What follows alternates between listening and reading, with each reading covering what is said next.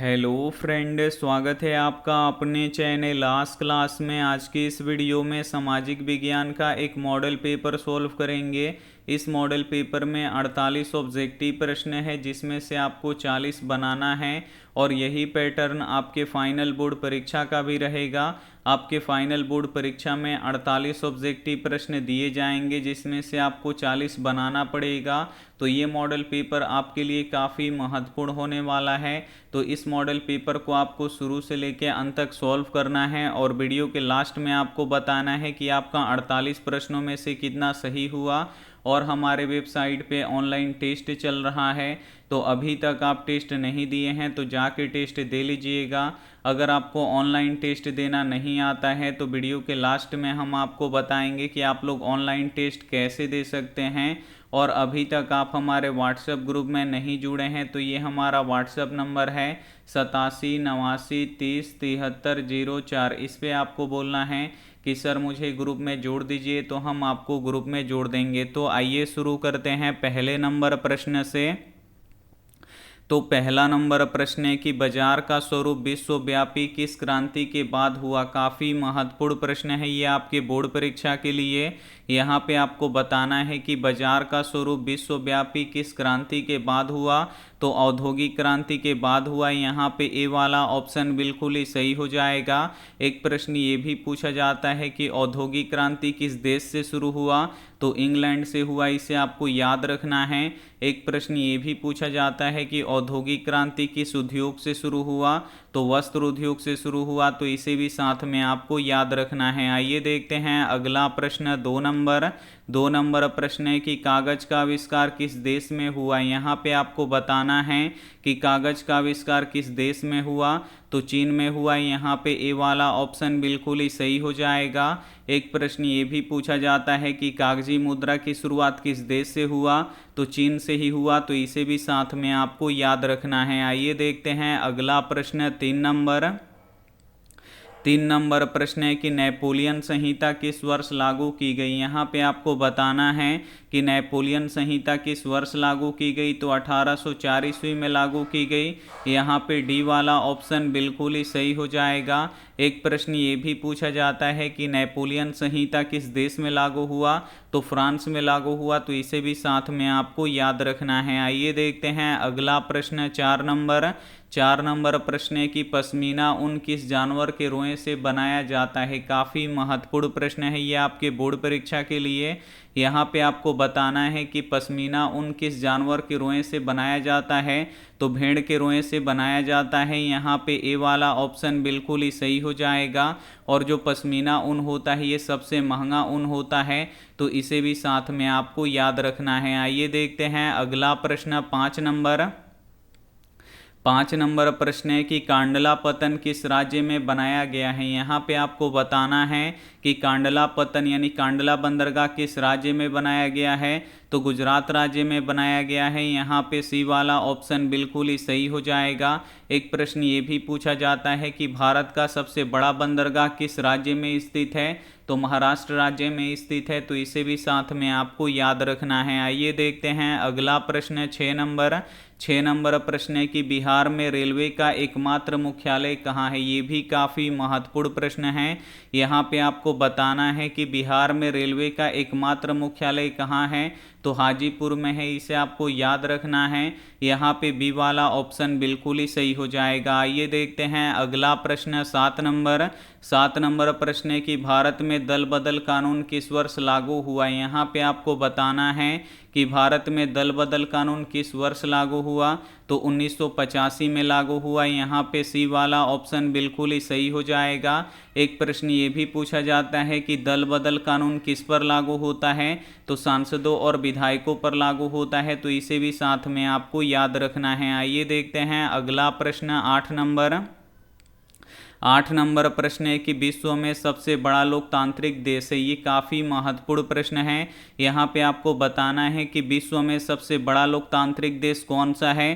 तो अपना देश भारत है, यहाँ पे सी वाला ऑप्शन बिल्कुल ही सही हो जाएगा।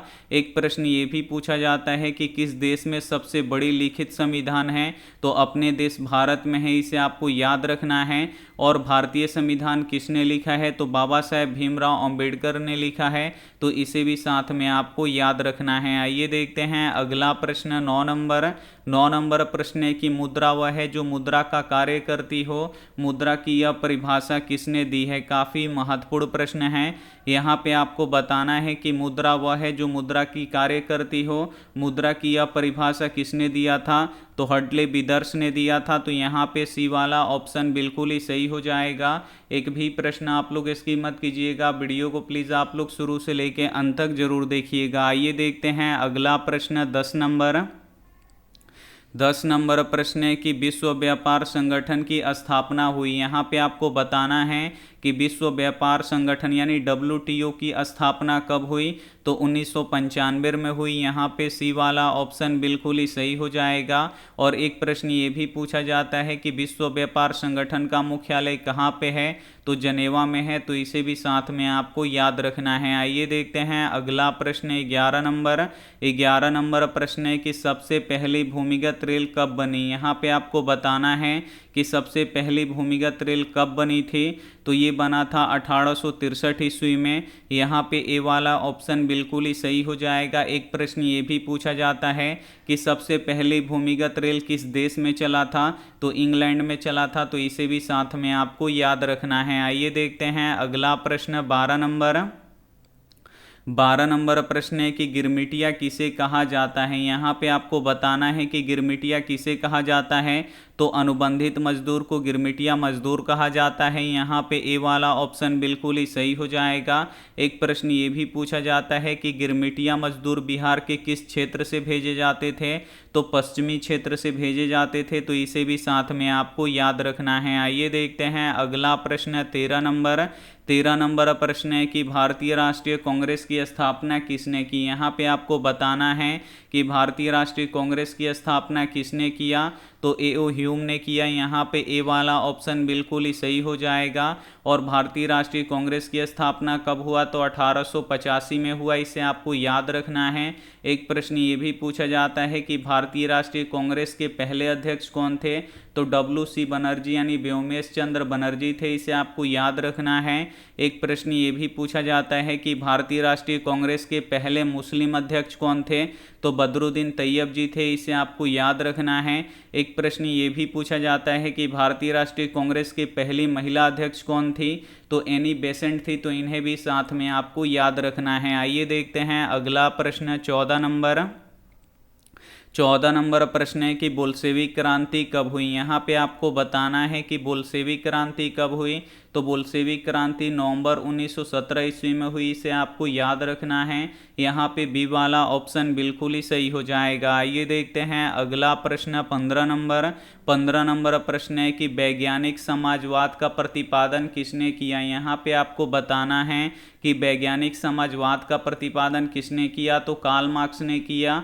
यहाँ पे बी वाला ऑप्शन बिल्कुल ही सही हो जाएगा। एक प्रश्न ये भी पूछा जाता है कि कार्ल मार्क्स का जन्म कहाँ पे हुआ था, तो जर्मनी में हुआ था, तो इसे भी साथ में आपको याद रखना है। आइए देखते हैं अगला प्रश्न 16 नंबर प्रश्न है कि रूस में जार का अर्थ क्या होता है। यहाँ पे आपको बताना है कि रूस में जार का अर्थ क्या होता है, तो रूस का राजा या रूस का सम्राट होता है, इसे आपको याद रखना है। यहाँ पे डी वाला ऑप्शन बिल्कुल ही सही हो जाएगा। आइए देखते हैं अगला प्रश्न 17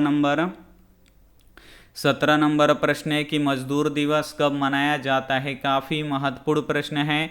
यहाँ पे आपको बताना है कि मजदूर दिवस कब मनाया जाता है, तो 1 मई को मजदूर दिवस मनाया जाता है। यहाँ पे बी वाला ऑप्शन बिल्कुल ही सही हो जाएगा। एक प्रश्न ये भी पूछा जाता है कि अंतर्राष्ट्रीय महिला दिवस कब मनाया जाता है, तो 8 मार्च को मनाया जाता है, तो इसे भी साथ में आपको याद रखना है। आइए देखते हैं अगला प्रश्न 18 नंबर प्रश्न है कि हिंद चीन पहुंचने वाले प्रथम व्यापारी कौन थे। यहाँ पे आपको बताना है कि हिंद चीन पहुंचने वाले प्रथम व्यापारी कौन थे, तो पुर्तगाली थे। इसे आपको याद रखना है। यहाँ पे सी वाला ऑप्शन बिल्कुल ही सही हो जाएगा। एक प्रश्न ये भी पूछा जाता है कि हिंद चीन क्षेत्र में कौन कौन से देश आते थे, तो लाओस, कंबोडिया और वियतनाम आते थे।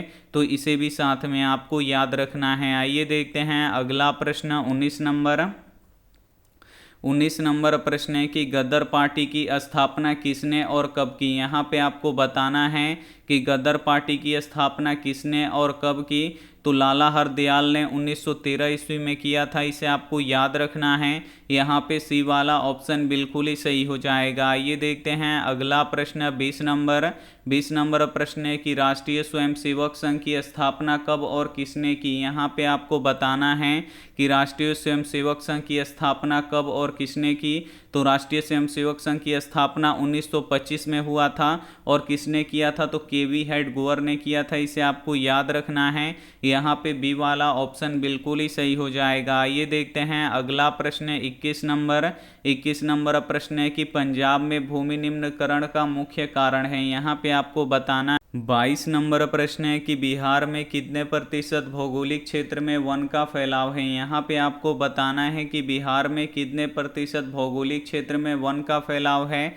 तो 7.1% भौगोलिक क्षेत्र में वन का फैलाव है। तो यहाँ पे ए वाला ऑप्शन बिल्कुल ही सही हो जाएगा। आइए देखते हैं अगला प्रश्न 23 नंबर प्रश्न है कि भारत में किस स्थान पर पहला परमाणु ऊर्जा स्टेशन स्थापित किया गया था। यहाँ पे आपको बताना है कि भारत में किस स्थान पर पहला परमाणु ऊर्जा स्टेशन स्थापित किया गया था, तो तारापुर में किया गया था। यहाँ पे डी वाला ऑप्शन बिल्कुल ही सही हो जाएगा।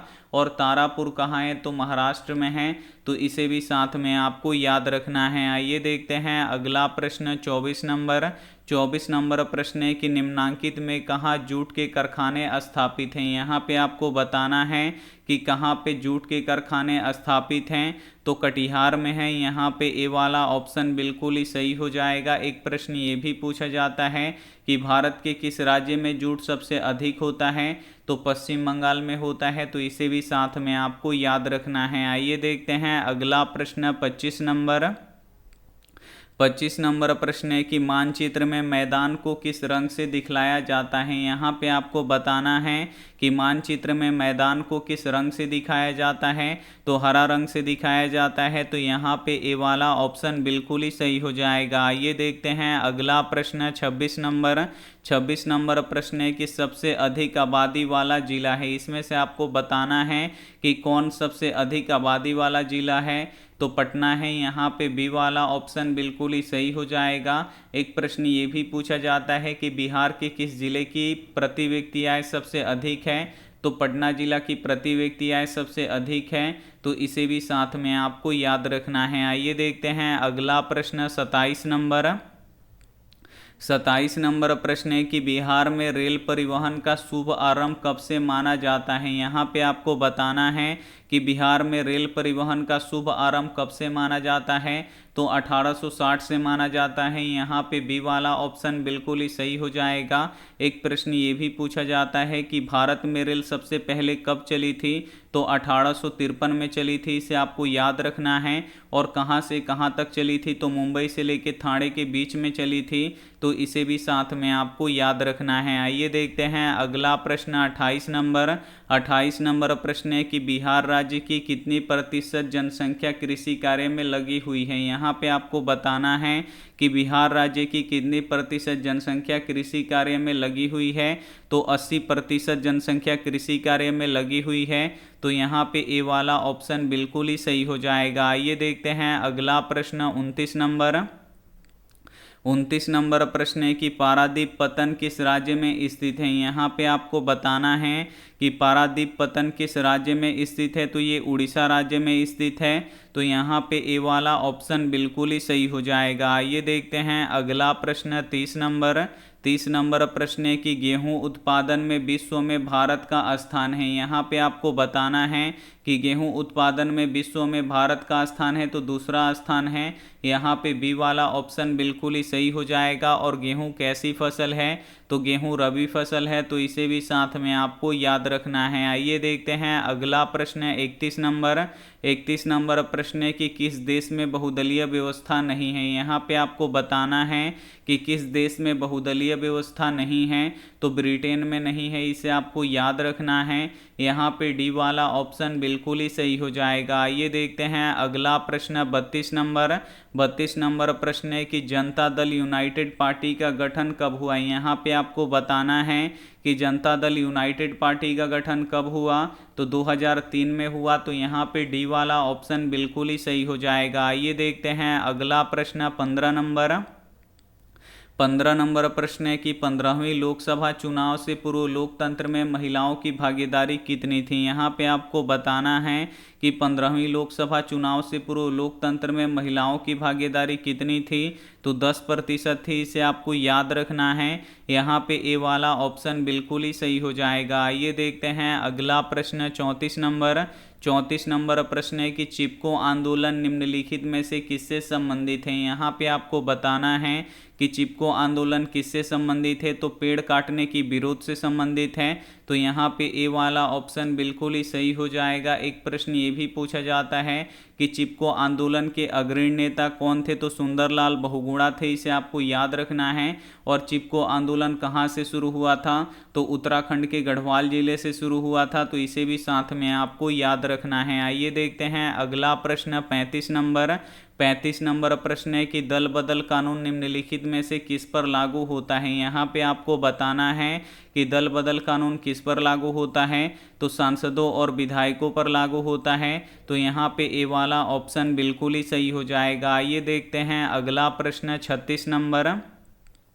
36 नंबर प्रश्न है कि बिहार में पंचायती राज संस्थाएं हैं। यहाँ पे आपको बताना है कि बिहार में पंचायती राज संस्थाएं कितनी स्तरीय हैं, तो 3 स्तरीय हैं। यहाँ पे सी वाला ऑप्शन बिल्कुल ही सही हो जाएगा। और बिहार में पंचायती राज संस्थाओं का कार्यकाल कितने वर्षों का होता है, तो 5 वर्षों का होता है, तो इसे भी साथ में आपको याद रखना है। आइए देखते हैं अगला प्रश्न 37 नंबर प्रश्न है कि इंदिरा गांधी ने 25 जून डैश में आपातकाल की घोषणा की थी। यहाँ पे आपको बताना है कि इंदिरा गांधी किस वर्ष में आपातकाल की घोषणा की थी, तो 25 जून 1975 को आपातकाल की घोषणा की थी। तो यहाँ पे सी वाला ऑप्शन बिल्कुल ही सही हो जाएगा। आइए देखते हैं अगला प्रश्न 38 नंबर प्रश्न है कि शिक्षा संविधान की डैश सूची का विषय है। यहाँ पे आपको बताना है कि शिक्षा संविधान की डैश सूची का विषय है, तो समवर्ती सूची का विषय है। यहाँ पे सी वाला ऑप्शन बिल्कुल ही सही हो जाएगा।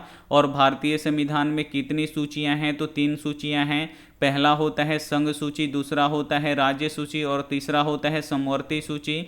तो इसे भी साथ में आपको याद रखना है। आइए देखते हैं अगला प्रश्न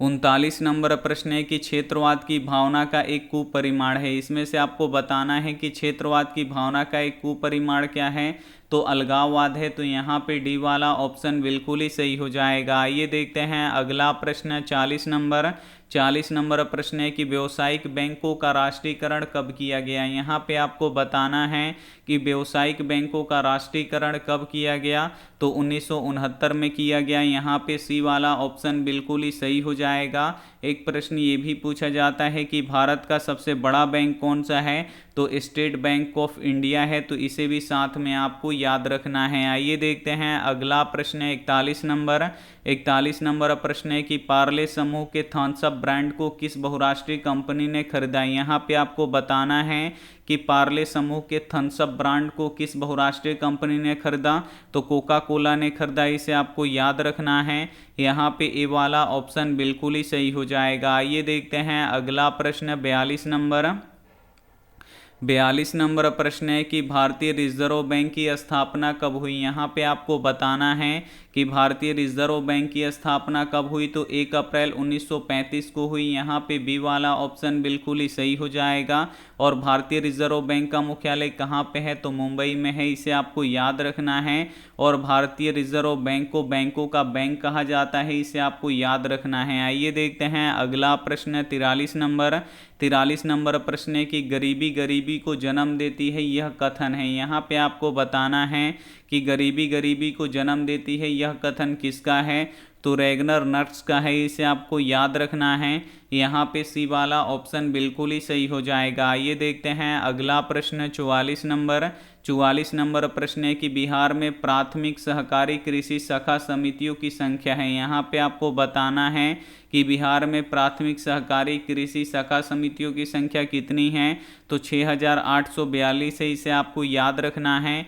यहाँ पे ए वाला ऑप्शन बिल्कुल ही सही हो जाएगा। आइए देखते हैं अगला प्रश्न 45 नंबर प्रश्न है कि किस क्षेत्र को द्वितीय क्षेत्र कहा जाता है। यहाँ पे आपको बताना है कि किस क्षेत्र को द्वितीय क्षेत्र कहा जाता है। तो उद्योग क्षेत्र को द्वितीय क्षेत्र कहा जाता है। यहाँ पे सी वाला ऑप्शन बिल्कुल ही सही हो जाएगा। और सेवा क्षेत्र को तृतीय क्षेत्र कहा जाता है और कृषि क्षेत्र को प्राथमिक क्षेत्र कहा जाता है। तो इसे भी साथ में आपको याद रखना है। आइए देखते हैं अगला प्रश्न 46 नंबर प्रश्न है कि देश में जिला फॉर्मों की संख्या है। यहाँ पे आपको बताना है कि देश में जिला फॉर्मों की संख्या कितनी है? तो 682 है। तो यहाँ पे सी वाला ऑप्शन बिल्कुल ही सही हो जाएगा। आइए देखते हैं अगला प्रश्न 47 नंबर प्रश्न है कि मानव शरीर में आग से जलने की स्थिति में जले हुए स्थान पर प्राथमिक उपचार क्या करना चाहिए? तो ठंडा पानी डालना चाहिए। यहाँ पे ए वाला ऑप्शन बिल्कुल ही सही हो जाएगा, क्योंकि जब हमारा शरीर जलता है तो वहाँ पे जलन काफ़ी अधिक होता है। तो सबसे पहले वहाँ पे ठंडा पानी डालना चाहिए और उसके बाद उसे अस्पताल ले जाना चाहिए। आइए देखते हैं अंतिम प्रश्न 48 नंबर प्रश्न है कि किस देश को भूकंपों एवं ज्वालामुखियों का देश कहा जाता है। यहाँ पे आपको बताना है कि किस देश को भूकंपों एवं ज्वालामुखियों का देश कहा जाता है। तो जापान को कहा जाता है। यहाँ पे ए वाला ऑप्शन बिल्कुल ही सही हो जाएगा।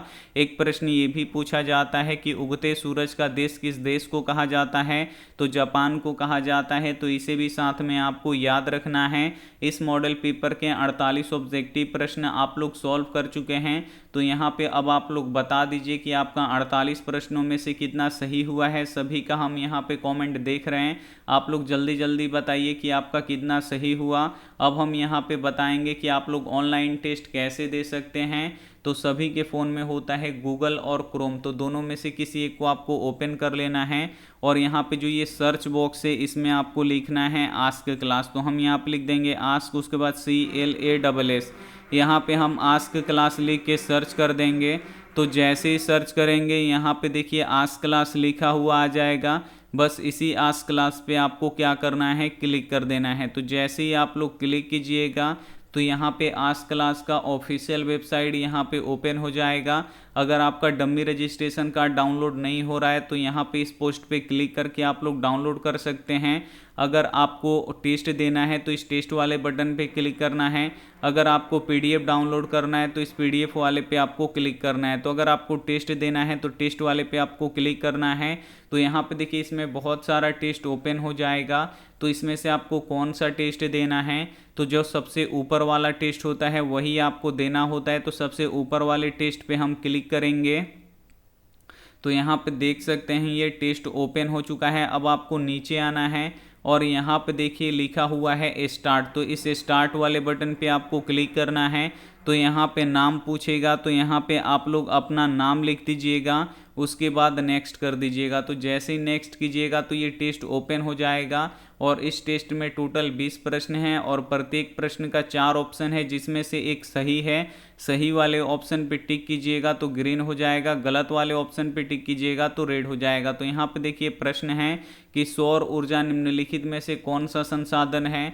तो ये पुनः पूर्ति योग्य है। तो इस पर टिक करेंगे तो ये सही हो गया, तो ये ग्रीन हो जाएगा। अगर गलत होता तो रेड हो जाता। अब हम दूसरा क्वेश्चन गलत करेंगे तो दूसरा क्वेश्चन कैसे आएगा? तो ये नेक्स्ट वाला बटन पे आपको क्लिक करना है। तो नेक्स्ट वाले बटन पे हम क्लिक कर दिए तो यहाँ पे देखिए दूसरा क्वेश्चन आ गया कि विश्व पर्यावरण दिवस कब मनाया जाता है? तो 5 जून को मनाया जाता है, लेकिन हम 1 दिसंबर पे टिक करेंगे।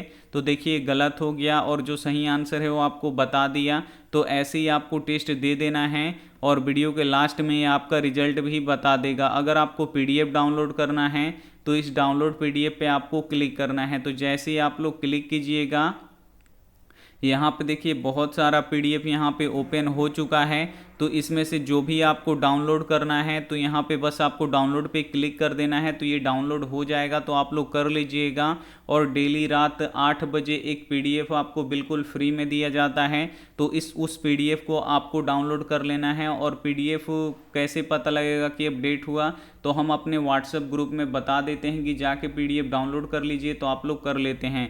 तो उम्मीद करते हैं ये क्लास आपको काफ़ी अच्छा लगा होगा। अगर अच्छा लगा है तो अपने दोस्तों के पास इस क्लास को ज़रूर शेयर कीजिएगा। और चैनल को अभी तक आप सब्सक्राइब नहीं किए तो चैनल को सब्सक्राइब भी कीजिएगा।